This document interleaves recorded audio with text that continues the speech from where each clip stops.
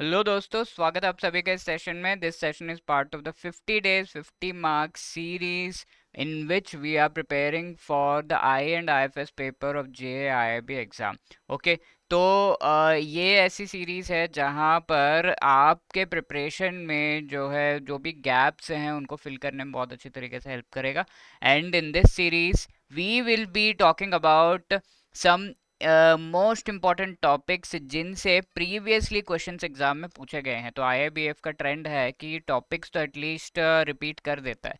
तो एक या फिर मल्टीपल टॉपिक्स उनको हम डिस्कस करेंगे in a particular session, completely जितना कॉम्प्रिहेंसिव हो सकता है for the exam will be discussing. And ये टॉपिक्स इंपॉर्टेंट क्यों है? Because they have been asked in the exam previously, and also आगे भी चांसेस है कि क्वेश्चंस इनसे एग्जाम आगे जो हमारा अक्टूबर साइकिल का पेपर होने वाला है उसमें भी पूछे जा सकते हैं। तो this is what we will be doing, studying this topics of I and IFS, और इनसे रिलेटेड जो भी क्वेश्चंस है उनको हम प्रीवियसली जो आ चुके हैं उनको सॉल्व करते हैं, एंड आगे कैसे क्वेश्चन आ सकते हैं उनको भी हम देखते हैं, right? So these sessions are going to be really really important for you, so please pay attention. ठीक है, आगे बढ़ने से पहले let me remind you, if you are preparing for the JAIIB exam then you should definitely consider हमारा जो master course है and the live crash course, right? Because कई बार हमारे पास टाइम कम रहता है, बुक से पढ़ना डिफिकल्ट होता है, कंसिस्टेंट डेडिकेटेड वे में कैसे पढ़े, तो उसके लिए आप गाइडेंस ले सकते हैं, कोई बुरी बात नहीं है। तो ये गाइडेंस एडुटैप प्रोवाइड कर रहा है through the master course and live crash course. Okay, तो पहले मैं मास्टर कोर्स के बारे में बता देता हूँ। इसमें आपको चारों के चारों जो कंपोनेंट्स है, I F S, A F M, PPB, RBWM, इनसे रिलेटेड रिकॉर्डेड शॉर्ट वीडियो जो कि 15-15 मिनट्स के easily you can watch during your travel as well as break times, and you can finish chapters. ठीक है, वो आपको provide किया गया है। इसके साथ साथ ईच एंड एवरी चैप्टर के साथ एमसीक्यूज प्रोवाइड किए गए हैं, also full length mock test हैं, also we have short notes and live classes before the exam. ठीक है, तो ये सारा कुछ आपको प्रोवाइड किया गया है, ये दोनों आपको रिविजन में बहुत अच्छे से हेल्प करेंगे। And all of this is part of the master course. ठीक है, मास्टर कोर्स चारों कंपोनेंट्स का है, and individually also it is available, तो you can check out by clicking the link in the description. अभी live crash course भी चल रहा है अक्टूबर के लिए, जो भी बैच चल रहा है उसमें आप एनरोल कर सकते हैं। एंड इस लाइव क्रैश कोर्स में ये सारी चीज़ें हैं, but the recorded video is not there. ठीक है, अभी लाइव का पूरा शेड्यूल आपको दिया हुआ है, उसमें अराउंड 60 क्लासेस एंड ईजिली जो है इंपॉर्टेंट टॉपिक्स उसमें कवर हो जाते हैं। Okay, so these topics which we are doing in this particular session वो तो इम्पोर्टेंट है ही। अब इसके अलावा कॉम्प्रिहेंसिव प्रिपरेशन अगर आप चाहते हैं तो definitely you can avail these courses by clicking on the link given in the description, and you should hurry up because अभी इसमें 75% का डिस्काउंट आपको मिल रहा है JIB 75 कोड यूज करने पर, सो मेक इट फास्ट। ठीक है, तो आज का जो चैप्टर है काफी इंपॉर्टेंट है, chapter 8 foreign trade policy, foreign investment and economic development. तो क्विकली शुरू कर देते हैं। फॉरेन ट्रेड पॉलिसी, ये पूरा जो चैप्टर है फॉरेन ट्रेड पॉलिसी, इन्वेस्टमेंट्स कैसे आ रहे हैं एंड इकोनॉमिक डेवलपमेंट में कैसे वो हेल्प कर रहा है, इन चीज़ों से रिलेटेड है। तो फॉरेन ट्रेड पॉलिसी, ये फॉरेन ट्रेड हमने मेनली शुरुआत कब की थी? ईयर 1991 में। इससे पहले तो सिर्फ रशिया या फिर यूएसएसआर ट्रेड चलता था इंडिया में, फॉरेन ट्रेड तो था ही नहीं। तो इस चीज को हम पहले पिछले जो सेशन से उनमें देख चुके हैं, वी हैव ऑलरेडी सीन। तो from here we have moved towards foreign trade where in not just USSR, other countries के साथ भी हम ट्रेड करने लगे। What is the year? Year 1991। Why? LPG reforms किए गए थे, एंड व्हाट इज एलपीजी का जी? ग्लोबलाइजेशन। एंड इसका पार्ट था कि you have to integrate economically with other countries, है ना? तो ये चीज़ें हम ऑलरेडी डिस्कस कर चुके हैं। एंड या the third part is liberalization, globalization. तो यहाँ पर हम देख सकते हैं कि फॉरेन ट्रेड पॉलिसी की इंपॉर्टेंस हमें देखने को मिलती है। तो what are the reasons to come up with globalization and foreign trade policy लाने का आगे हमने काम क्यों किया? बिकॉज वाशिंगटन कंसेंसस के बारे में हम पहले देख चुके हैं कुछ क्लासेस में, जहाँ पर हमने कहा था कि पूरी दुनिया में 1980 1930 में एक मीटिंग हुई थी और उसमें उन्होंने कहा कि वाशिंगटन में मीटिंग हुई थी, तो वाशिंगटन कंसेंसस, उसमें उन्होंने डिसाइड किया कि we will be moving with greater participation of two particular sectors. What are those? Private sector and the foreign sector. तो इस मीटिंग में इंडिया भी पार्ट लेता है एंड 1980s से, इनफैक्ट 1970s से ही शुरुआत हो गई थी थोड़ा लिबरलाइज करने की. Then foreign reserve crisis India में आ जाता है because of various reasons and हम आईएमएफ के पास जाते हैं so as to borrow the dollars and IMF pressurize करता है हमें कि भाई आपको जो है कुछ रिफॉर्म्स लेकर आने होंगे. तो वो रिफॉर्म्स ही हमारे एलपीजी रिफॉर्म्स बनते हैं. ओके, अब इसके अलावा फॉरेन ट्रेड पॉलिसी जो है प्रीवियसली 5 ईयर्स के लिए आती थी. 2015 से 20 के बीच जो फॉरेन ट्रेड पॉलिसी लाई गई है उसका अगर हम देखें तो इसमें क्या क्या मेन फीचर्स है. तो मेनली मर्जर स्कीम्स का क्या है, कई सारी स्कीम्स को मोस्टली गवर्नमेंट ये करती है कि many schemes related to foreign trade it mergers them. तो merger of the schemes, make in India initiative, trade facilitation, ease of doing business, ये सारे जो है इंपॉर्टेंट पार्ट्स है. तो मेक इन इंडिया के थ्रू मैन्युफैक्चरिंग को प्रमोट कर रहा है एंड मैन्युफैक्चरिंग में फॉरेन इन्वेस्टमेंट्स आए, इस चीज को जो है फिलिप देने का काम किया जा रहा है. ट्रेड फैसिलिटेशन, जहां पर ट्रेड रिलेशंस डिफरेंट कंट्रीज के और भी ज़्यादा गहरे हो और साथ के साथ ट्रेड को फैसिलिटेट करने से रिलेटेड और क्या क्या किया जा सकता है, everything the government is trying to do. Ease of doing business, जहां पर आप अगर बिजनेस कर रहे हैं तो आप बहुत सारे कंप्लायंसेस एंड प्रोसेसेस को क्रॉस करके then only you can begin the business. ऐसा पहले था. तो 1980s 90s में ये चीज़ें ईज की गई और अभी और भी ईज किया जाए, प्रोसेस सिंप्लीफाई किया जाए. For example if you are digitalizing, ठीक है, डिजिटलाइज किया जा रहा है तो यू कैन से कि पेपर वर्क की रिक्वायरमेंट कम है एंड व्हेन पेपर वर्क की रिक्वायरमेंट कम होगी then things are very easy. From home, from office, एक ही लोकेशन से आप मल्टीपल चीज़ें मल्टीपल लोगों के साथ कोऑर्डिनेट कर सकते हैं, everything. And the main M of this 2015-20, तो सर अभी तो 2024 चल रहा है, इतना पुराना पॉलिसी, यस बुक में वही दिया हुआ है. So we will have to understand some of the highlights of this policy and the latest policy भी हम देखेंगे. एक्सपोर्ट्स 900 बिलियन यूएस डॉलर्स तक पहुंच जाए हमारे इंडिया का बाय 2019-20, ये इसका एम था. इंडिया का शेयर एक्सपोर्ट्स में 3.5% तक हो, this was the aim of this particular policy. अब डिफरेंट डिफरेंट चीज़ें यहाँ पर की गई हैं but the most important thing is trade facilitation and ease of doing business.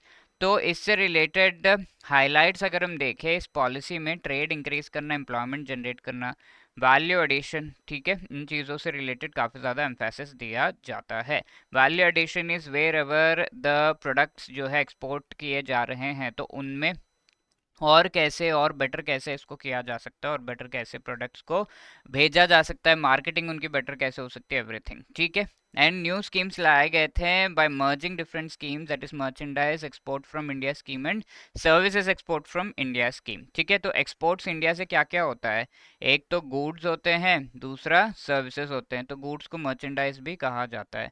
तो इन दोनों चीज़ों से रिलेटेड स्कीम्स लाए गए so as to promote these trade. ठीक है, अप्रूव्ड एक्सपोर्टर सिस्टम को लाया गया जहां पर जो भी एक्सपोर्टर्स है वो सेल्फ सर्टिफाई कर सकते थे कि हाँ हमारे जो प्रोडक्ट का quality is something like this. ऐसे सेल्फ सर्टिफाई करने के बाद गवर्नमेंट जो है बहुत डीपली चेकिंग नहीं करेगी बिकॉज ये जो एक्सपोर्टर है ये ट्रस्टेबल एक्सपोर्टर है, गुड ट्रैक रिकॉर्ड वाला एक्सपोर्टर है, तो they will not be checking and access जो है प्रोवाइड कर देगी टू सर्टेन मार्केट्स. ठीक है, in the foreign like Europe में एक्सेस चाहिए कि यूरोप में ट्रेड करूँ, मैं एक्सपोर्ट करूँ, तो government is going to help you in that. MSME clusters बनाना, तो क्लस्टर के बारे में we have already discussed in previous जो लेक्चर्स है उसमें. तो क्लस्टर मीन्स ग्रुप्स बनाना, सिंपल, ठीक है, सिमिलर जो वर्क कर रहे हैं उनका ग्रुप बना देना. तो एमएसएमईज कैसे क्लस्टर्स बनाने पे ट्रेड जो है mainly exports will be getting promoted. Next जो फॉरेन ट्रेड पॉलिसी उसके लिए भी इसमें रिक्वायरमेंट बताए गए हैं, डाइवर्सिफिकेशन, यानी कि ज़्यादा से ज़्यादा प्रोडक्ट से रिलेटेड हमें जो है ये पॉलिसी लेकर आनी चाहिए. स्टेट्स को भी इंपोर्ट करने से रिलेटेड ईज जो है प्रोवाइड करना चाहिए एंड प्रोसेस को सिंप्लीफाई करने का रिक्वायरमेंट है यहाँ पर. ओके, सो अभी जून का जो एग्जाम है 2024 का उसमें ये क्वेश्चन पूछा गया था, let us try to answer it. ठीक है, pause the video and try to answer this. Which among the following statement is or correct with respect to foreign trade policy in India. Prior to 1991 Indian economy was protected by high tariffs and taxes. ठीक है, तो India में बहुत ज़्यादा high tariffs taxes थे, तो ये obviously ये रेस्ट्रिक्शंस थे इंडिया में, एंड उनको ही हटाने के लिए लिबरलाइजेशन किया गया था। वी हैव सीन दिस ना, टैक्स कम करना, इंपोर्ट ड्यूटीज एंड ऑल। तो yes, this was there. The major trade liberalization measures enacted in 1991 marked significant break from past years largely protectionist trade policies. 1991 में जो trade को promote किया गया है वो पहले के प्रोटेक्शनिस्ट पॉलिसीज से जो है चेंजेस हैं। तो पहले प्रोटेक्शनिस्ट पॉलिसीज यानी कि जो इंडियन पीपल हैं उनको, जो सेलर्स हैं उनको प्रोटेक्ट करने का काम हमारी गवर्नमेंट करती है। प्रोटेक्शनिज्म के बारे में हम पढ़ चुके हैं। तो पॉलिसीज ऐसे थे कि इनवर्ड लुकिंग, यानी कि हम बाहर कंट्रीज के साथ इकोनॉमिक इंटीग्रेशन काफ़ी कम कर रहे थे। We were not doing it in a proper manner. इसका एक एग्जांपल है कि we were not doing exports to any other country, mostly USSR को ही कर रहे थे। तो ये चीज़ तो है ही, है ना, मार्क्ड अ सिग्निफिकेंट ब्रेक। तो वहाँ से चेंजेस हम लेकर आते हैं 1991 में, राइट। तो both this things are correct, so both 1 and 2 C will be the right answer here. Okay, ये हमारा पहला question. Now foreign trade policy, नई फॉरेन ट्रेड पॉलिसी को भी लाया गया है 2020 में। द पुरानी पॉलिसी जो है वो एंड हो चुकी थी, ठीक है, टर्न ओवर एंड हो गया था, बट हमने इसे एक्सटेंड किया because what happened in 2020, what can be the reason for this extension, can anyone tell? Yes, तो 2020 में, 2019 में इनफैक्ट कोविड आया था, तो 2020 21 काफ़ी इफेक्ट हो रहा था। तो फॉरेन ट्रेड को प्रमोट करने से रिलेटेड स्टेप्स उस समय नहीं ले पा रहे थे हम, एंड पॉलिसी भी नहीं लेकर आए। तो आगे जाकर 2022 में भी पॉसिबल नहीं हुआ, तो वी रिन्यूड इट इन 2023, और हमने कहा कि कोई 5 इयर्स की पॉलिसी ऐसे नहीं बनेगी, अब से पॉलिसी एक रहेगी, and whenever we need a change we will make the change and come up with the new policy, ठीक है, ऐसा। तो ये जो फॉरेन ट्रेड पॉलिसी 2023 है, what are the highlights of this? ये पॉलिसी लाई जाती है by the directorate general of foreign trade, यानी कि डीजीएफटी के द्वारा। और यहाँ पर जो है इंडिया के गुड्स एंड सर्विसेज एक्सपोर्ट्स को $2 ट्रिलियन तक पहुंचाना है 2030 तक, ये चीज़ जो है सोचा गया। And there are, this is a target, and the 4 main pillars, pillars से रिलेटेड क्वेश्चन एग्जाम में आया है। 4 पिलर्स क्या है? इंसेंटिव टू रेमिशन, रेमिशन यानी कि जो पैसे लेने देने का काम किया जाता है। लेट्स से आपके कोई रिश्तेदार जो है यूएस में है, so you are sending some money, तो दैट इज रेमिशन। तो इस चीज़ में इंडिया जो है मैक्सिमम अमाउंट रिसीव करता है, यानी कि इंडिया, बहुत सारे लोग इंडिया से बाहर काम करते हैं, they send money to their family and friends in India. तो रेमिशन जो है उसमें इंडिया इज नंबर 1, ठीक है। तो incentive to this remission, remission को और भी ज़्यादा बढ़ाने की ज़रूरत है। तो इससे क्या होगा? फॉरेन मनी इंडिया में आएगा, and that will help Indian GDP को, वो प्रमोट करेगा और भी ज़्यादा जो है ऑगमेंट करेगा, है ना। Export promotion through collaboration, exporter, state, district, Indian mission, ये सभी को कोलैबोरेट करके एक्सपोर्ट्स को प्रमोट करना है। Ease of doing business, reduction in transaction cost and e initiatives. तो ईज ऑफ डूइंग बिजनेस कैसे होगा? कॉस्ट को हम रिड्यूस करेंगे by going for e initiatives, यानी कि डिजिटल इनिशिएटिव्स। तो ये चीज़ें, ऑल्सो फ्यू एमर्जिंग एरियाज को आइडेंटिफाई किया गया है जिनके ट्रेड को प्रमोट करना है, like e commerce and developing districts as export hubs. Districts को एक्सपोर्ट हब्स के रूप में डेवलप करना है, यानी कि एक्सपोर्ट ज़्यादा से ज़्यादा इन डिस्ट्रिक्ट्स में से हो। एंड स्ट्रीमलाइन करना S C O M E T. What is S C O M E T? Special chemicals, organisms, materials, equipment and technologies policy, ठीक है। तो ये मेजर हमारे जो है ट्रेड इन पर्टिकुलर जो प्रोडक्ट्स हैं उनमें मेजर ट्रेड होता है S C O M E T products में, तो इनको प्रमोट करना है। Special chemicals, organisms, materials, equipment and technologies. I hope this is not visible, but या पीडीएफ से आप ये चीज़ देख सकते हो। तो these are the 4 pillars. What are those? Number 1 is incentive to remission. Number 2 is export promotion through collaboration. Number 3 is ease of doing business and e-initiatives. And number 4 is emerging areas, ठीक है, इनसे related है। तो these are the 4 pillars. तो ये exam में पूछा गया है, you should know, right. So let us answer this question. Please pause the video and try to answer. Which among the following is one of the pillars of the foreign trade policy 2023?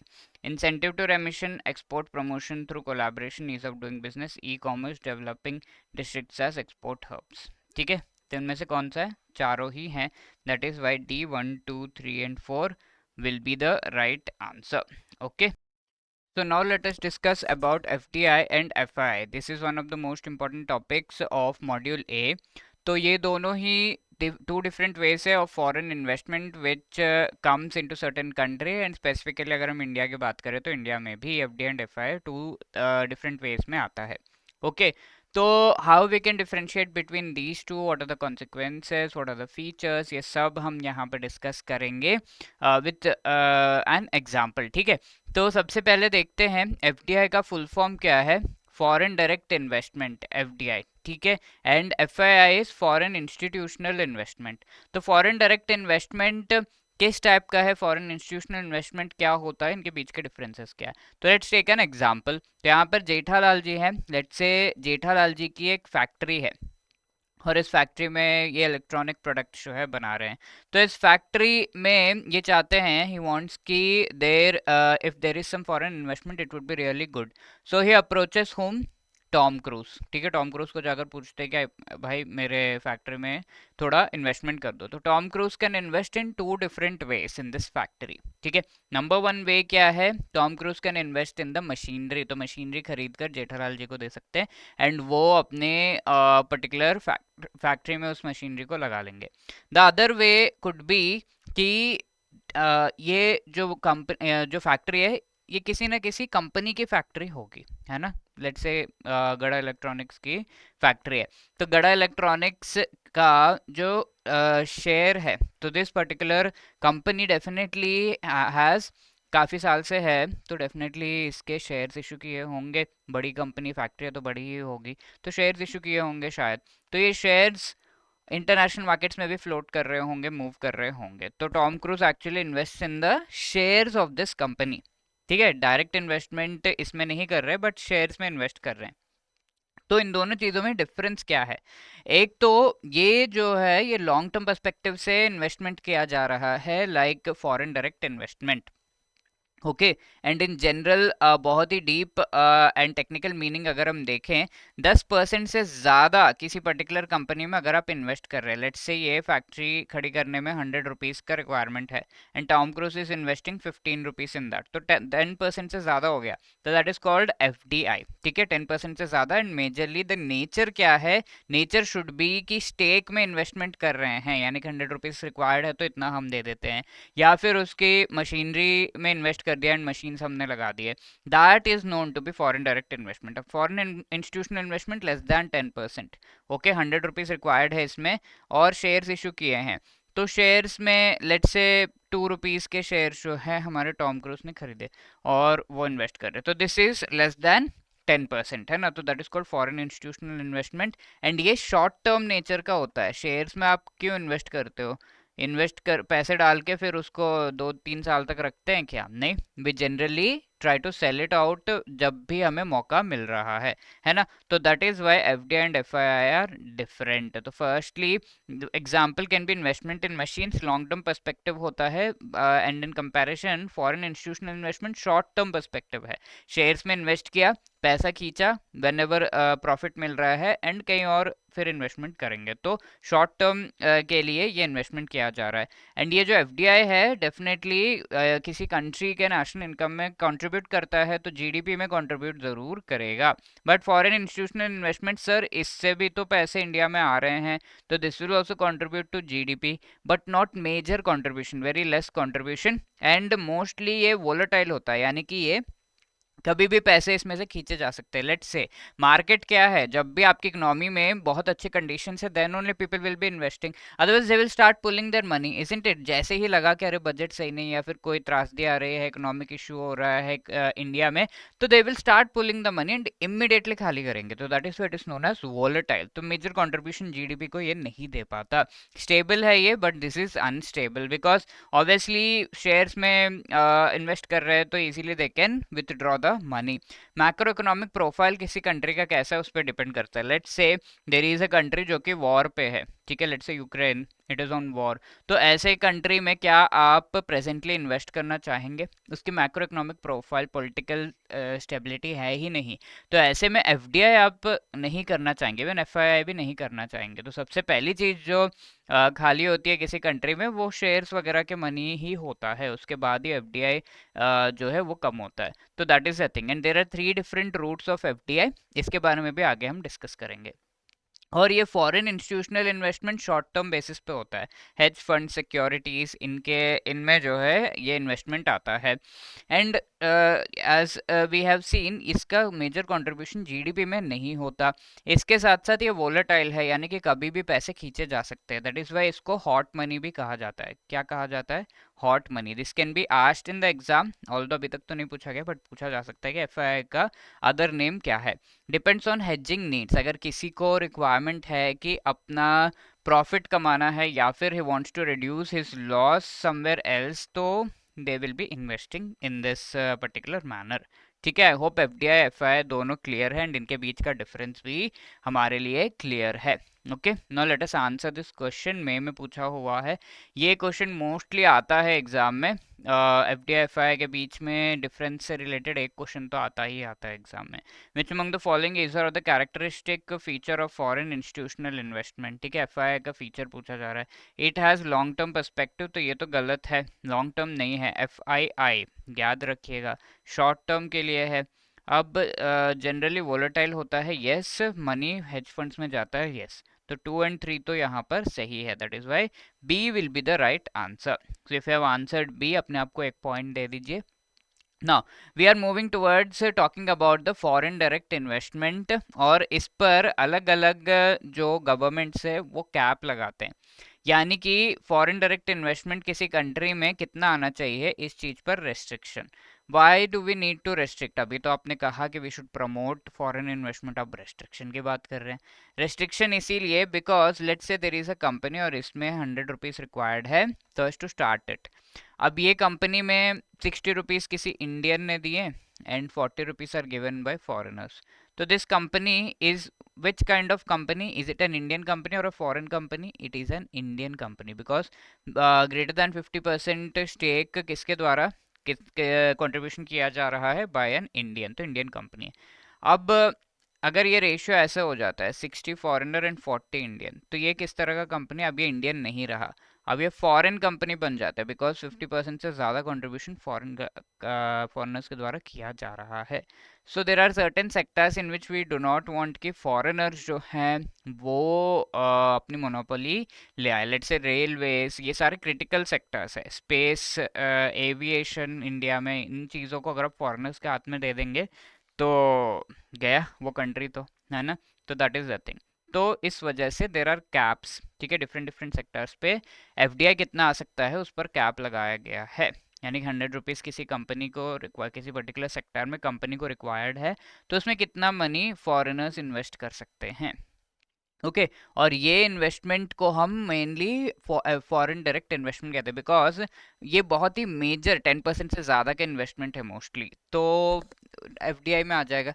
And ये FDI की जब हम बात कर रहे हैं, it can be coming in 2 ways. अब ये रेस्ट्रिक्शंस तो लगे हैं, अब ये और भी रेस्ट्रिक्शंस है, ये परसेंटेज पे तो रेस्ट्रिक्शंस है, बट ये परसेंटेज के बाद भी the government wants to check, let's say ये मनी आ रहा है from some company, from some country जहाँ पर टेररिज्म जो है उसको बढ़ावा दिया जा रहा है, और वहाँ से टेररिज्म इंपोर्ट होता है, यू हैव एन आइडिया। ठीक है, तो ऐसे में इस कंट्री से जो भी मनी इंडिया में आ रहा है that has to be checked, तो government will be sending allowing this particular जो एफडीआई है उसको 2 रूट्स में, एक तो गवर्नमेंट रूट जहाँ पर गवर्नमेंट बहुत ही थरो चेकिंग करता है, and the other is automatic route जहाँ पर गवर्नमेंट की खास चेकिंग नहीं होती है। ओके, हियर हमारे लिए इंपॉर्टेंट चीज़ें हैं याद रखने की, that is this, banking private sector में कितना परसेंटेज अलाउड है? 74%, जिसमें 49% तक ऑटोमेटिक है, 49 से 74 गवर्नमेंट रूट में आएगा।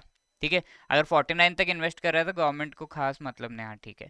74 तक क्योंकि अलाउ किया हुआ है, 49 से 74 के बीच लेट्स से 60% किसी ने इन्वेस्ट किया तो that will B government route से आने वाला एफडीआई, गवर्नमेंट चेक करेगी उसे। पब्लिक सेक्टर में 20% पूरा का पूरा गवर्नमेंट रूट में है। क्रेडिट इन्फॉर्मेशन कंपनीज 100% ऑटोमेटिक, तो यहाँ पर अलाउ कर दिया गया है, ठीक है। इंफ्रास्ट्रक्चर कंपनी सिक्योरिटीज मार्केट में 49 तक के अलाउ किया गया है because we want these to be Indian companies only, foreign नहीं। इंश्योरेंस सेक्टर में कितना है 74, पेंशन सेक्टर में कितना है 49, पावर एक्सचेंज में we have 49%, white label ATM operations में 100%, ये सारे ऑटोमेटिक रूट में। ओनली पब्लिक सेक्टर बैंक्स का गवर्नमेंट रूट है, private sector banks 49 to 74% government route है। ओके, तो I hope you will be able to remember these at least, इतना अगर हम याद रख पाए लिमिटेड टाइम को देखते हुए दैट वुड बी फाइन, ठीक है। बाकी सारे बहुत लंबा चौड़ा लिस्ट है बट ये सब याद नहीं रहेगा, एटलीस्ट इतना तो अच्छे से याद रखे, 26 से लेके 33 तक वी हैव टू रिमेंबर, ठीक है। कुछ भी पूछा जा सकता है, पूछा गया है। लाइक जून 2024 का क्वेश्चन है, FDI limit allowed in India in private banking, private banking में टोटल लिमिट कितना अलाउ किया गया है। So we have an idea कि 74%, A will be the right answer ना।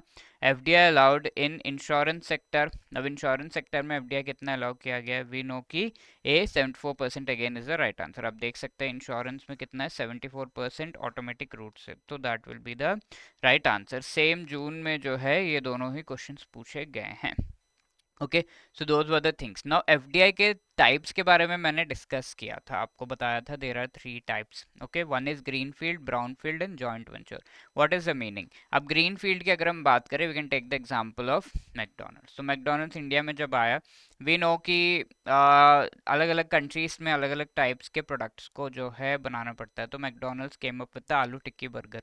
तो ये यूनिक है इंडिया के लिए, इंडिया के लिए स्क्रैच से इस प्रोडक्ट को बनाया मैकडोनल्ड्स ने। तो जब भी ग्रीन फील्ड यानी कि कोई फील्ड देखिए, कोई बड़ा सा एरिया देखिए और वहां पर अगर घास उगी हुई है तो ग्रीन फील्ड कहते हैं उसे।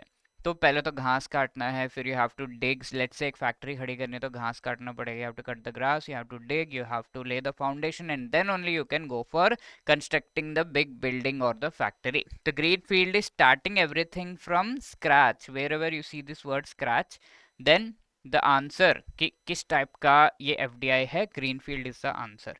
No the next one is brown field, let's say घास काट दी गई है, थोड़ा बहुत डिगिंग कर दिया गया है, तो that is called brown field.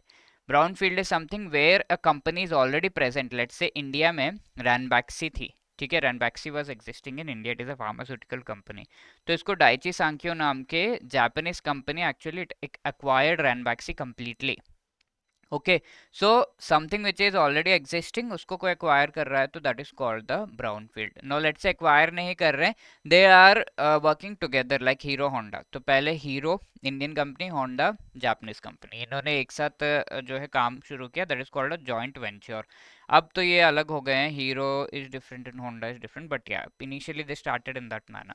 तो ये जॉइंट वेंचर है where they share the resources, ठीक है, both the entities they share the resources. Brown field is already existing, यहाँ पर जो है कंपनी है, कंपनी ऑलरेडी एग्जिस्ट कर रही है। नाउ एफडीआई ऐसे कुछ सेक्टर्स है जहां पर एफडीआई आप एफडीआई के थ्रू इन्वेस्टमेंट नहीं कर सकते। Those are lottery business, gambling, betting, chit fund, real estate, farm house construction, cigars, और कुछ ऐसे सेक्टर्स जो कि प्राइवेट सेक्टर के लिए ओपन नहीं है तो फॉरेनर्स के लिए भी ओपन नहीं है, एटॉमिक एंड रेलवे ऑपरेशंस, ठीक है।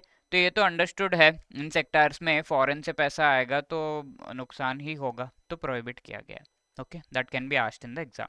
नाउ मई में ये क्वेश्चन पूछा गया है 2023, the foreign direct investment that is based on agreement in which foreign company and local company join, ठीक है, जॉइन लिखा है उससे ही पता चल रहा है it is a joint venture, है ना, तो C will be the right answer.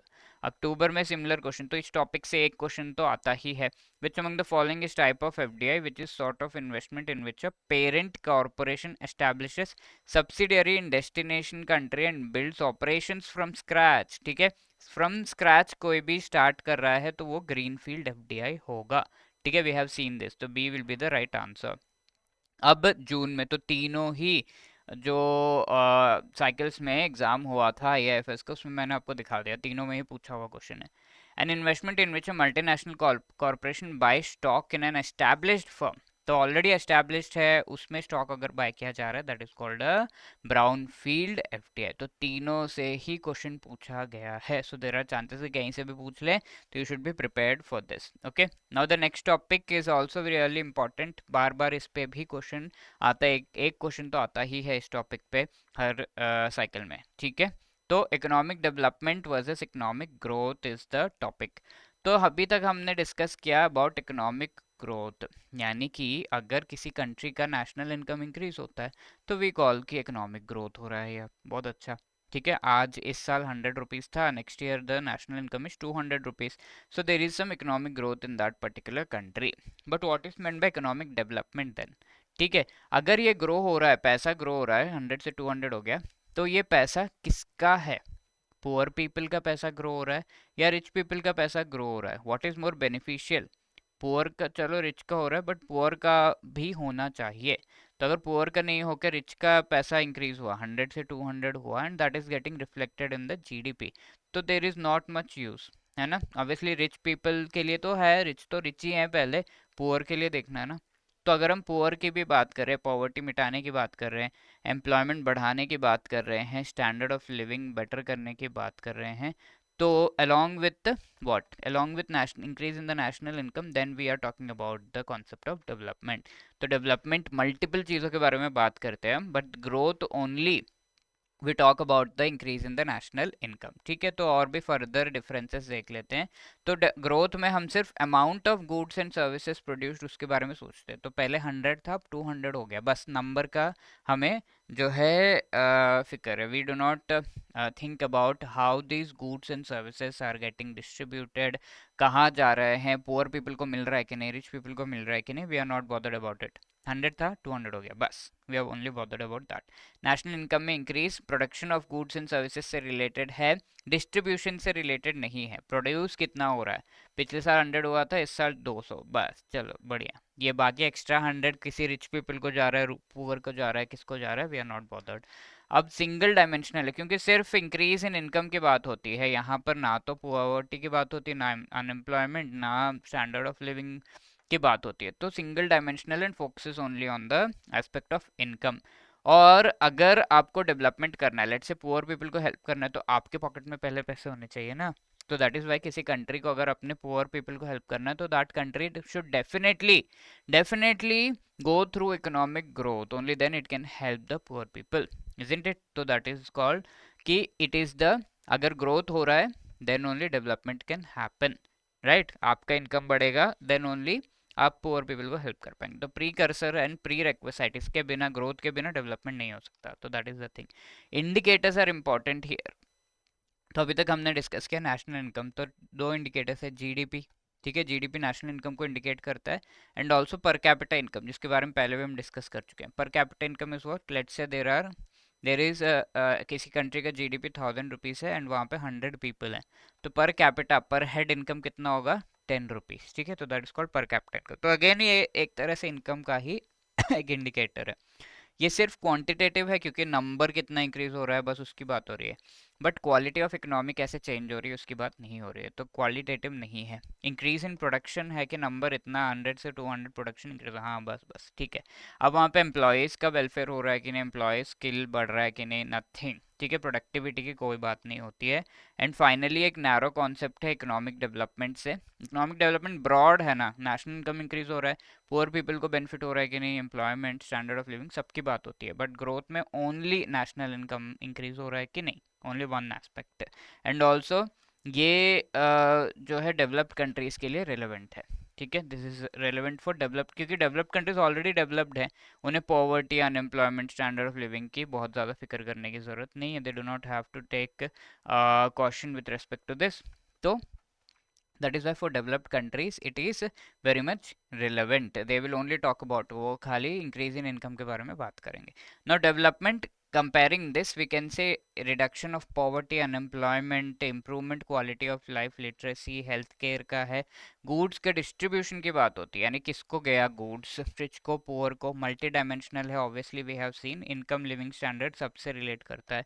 Economic development growth के बाद ही हो सकता है। इसके इंडिकेटर्स, ह्यूमन डेवलपमेंट इंडेक्स, ठीक है, और गिनी कोएफिशिएंट जहां पर inequality, let's say rich people कितना रिच है एंड पुअर पीपल कितना पुअर है, दोनों के बीच का डिफरेंस जो है बताता है, that is the Gini coefficient. Quantitative भी है क्योंकि हम पहले तो नेशनल इनकम का इंक्रीज का वेट कर ही रहे हैं, उसके बाद we will be talking about the quality of the economy, जहां पर पुअर पीपल को कितना हेल्प किया, अनएम्प्लॉयमेंट कितना कम किया, we are talking about all of these things. ये इंक्रीज इन प्रोडक्टिविटी है जहां पर पीपल का स्किल सेट कितना इंक्रीज हुआ उसकी भी बात होती है। ब्रॉडर कॉन्सेप्ट इकोनॉमिक ग्रोथ से और डेवलपिंग कंट्रीज के लिए रिलेवेंट है। डेवलपिंग कंट्रीज में poor people, unemployed, standard of living लोगों का कम है, ये सारी चीज़ें देखने को ज़्यादा मिलती हैं। तो डेवलपिंग कंट्रीज के लिए इकोनॉमिक डेवलपमेंट कॉन्सेप्ट जो है ज़्यादा रिलेवेंट है। Now let us answer this question, अक्टूबर में पूछा हुआ है, which among the following is correct with respect to economic development। इसमें इंक्रीज इन नेशनल इनकम होता है, ठीक है, चलो। It refers to reduction in poverty and unemployment, ठीक है। It is single dimensional in nature. Development तो सिंगल डायमेंशनल नहीं है, मल्टी डायमेंशनल है ना, सिंगल नहीं है, तो this is not correct. GDP, GNI, per capita income are the indicators of economic development. तो मेन इंडिकेटर्स इकोनॉमिक डेवलपमेंट के क्या है, human development index, Gini coefficient, ठीक है। तो ये हर बार ये क्वेश्चन पूछा जा रहा है, तो यू शुड बी केयरफुल। तो मोस्ट अप्रोप्रिएट, ये दोनों ही आंसर लगे बट मोस्ट अप्रोप्रिएट है ये वाला, it refers to reduction poverty and employment, so B will be the right answer here, ठीक है, करेक्ट स्टेटमेंट क्योंकि पूछा हुआ है। अब जून में similar question was asked, which of these is correct with respect economic growth and development. Economic growth, increase in real national income, ठीक है। Economic development multi dimensional in nature होता है, income and improvement of living standard दोनों पे focus करता है। Economic development precursor है economic growth के लिए, no, statement is wrong. Economic development होना है यानी कि पुअर पीपल को मनी मिलना है, तो पहले तो जो मनी बांट रहा है उसको तो इनकम होना है ना पहले। तो economic growth is actually precursor for economic development, तो ये रिवर्स दे दिया गया है यहाँ पर। तो 1 and 2 only, A will be the right answer. Similarly एक थोड़ा सा ट्रिकी क्वेश्चन पूछ लिया गया है, which among the following is or are the indicator of developing country. तो यहाँ पर समझ में ये नहीं आ रहा है कि कौन से टॉपिक से ये रिलेटेड है, but economic growth and development का जो टॉपिक है उससे रिलेटेड ये क्वेश्चन है, ओके। तो ये डेवलपिंग कंट्रीज का कहाँ पर हम बात करते हैं, development, economic development related concepts में हम डेवलपिंग कंट्रीज की डिस्कशन करते हैं। सो दैट इज़ व डेवलपिंग कंट्रीज का इंडिकेटर क्या होगा, जो भी इकोनॉमिक डेवलपमेंट का इंडिकेटर है, human development index, yes, human poverty index, Gini coefficient, gross national index, ठीक है। तो ये कोई ग्रॉस नेशनल इंडेक्स तो कुछ नहीं है, बट या 1, 2 and 3 आर करेक्ट, तो B 1, 2 and 3 only will be the right answer. Now finally foreign investment related economic performance indicators है। ये इंडिकेटर्स क्या इंडिकेट करते हैं, इससे रिलेटेड भी क्वेश्चन एग्जाम में पूछा जा सकता है। क्या इंडिकेटर्स है वैसे, जीडीपी ग्रोथ रेट, इससे आपको क्या पता चलता है किसी इकोनॉमी का परफॉर्मेंस कैसा है। इस बार 1% ग्रोथ हुआ, ठीक है, अगले बार 5% ग्रोथ हुआ, that means the economy is performing better, right.